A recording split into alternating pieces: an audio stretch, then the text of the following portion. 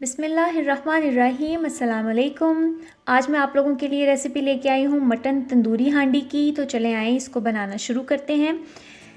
मैंने मटन को अच्छी तरह से धोकर 20 मिनट के लिए सिरके और पानी में डुबो के रख दिया था। इस तरह से ये पकाने में भी आसानी रहती है, इसको जल्दी पक जाता है और जो इसकी एक ख़ास एक जो स्मेल होती है कच्चे गोश्त की वो भी ख़त्म हो जाती है। और मैंने लिए हैं 2 लार्ज साइज़ के टमाटर, जिनको मैंने थोड़ी देर के लिए गर्म पानी डाल के रख दिया था और उसका छिलका मैंने उतार लिया है।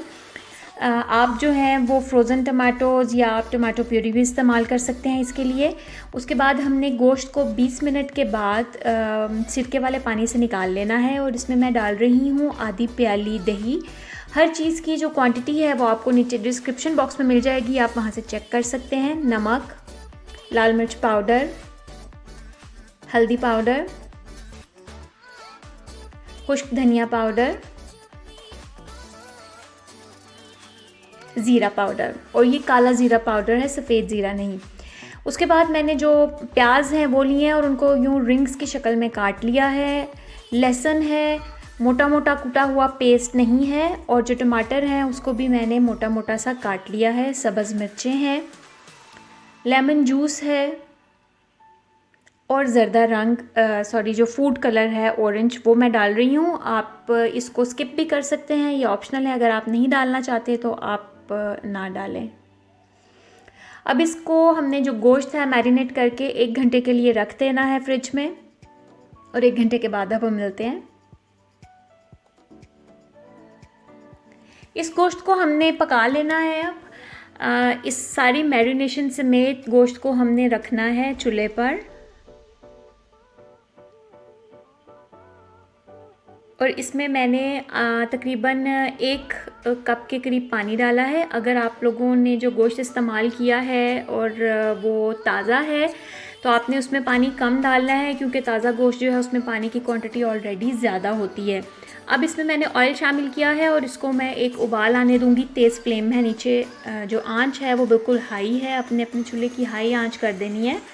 जब इसमें उबाल आ जाएगा तो फिर हमने आंच मीडियम करके गोश्त को पका लेना है। इसी मैरिनेशन में गोश्त पकेगा जब तक सारी मैरिनेशन का और गोश्त का अपना जो छोड़ा हुआ पानी है वो पक नहीं जाता और जो हमारा ऑयल है वो सेपरेट होकर ऊपर नहीं आ जाता, तब तक हमने इसको पकाना है।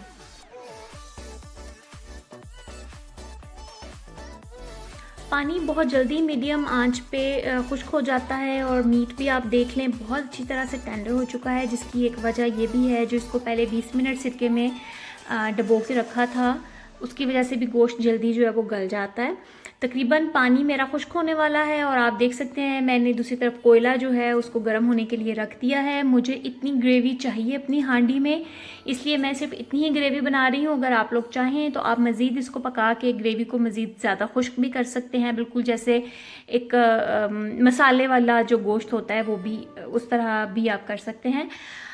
चूल्हा मैंने नीचे से बंद कर दिया है। अब इसको कोयले का स्मोक दूंगी मैं, 5 मिनट ढक दूंगी,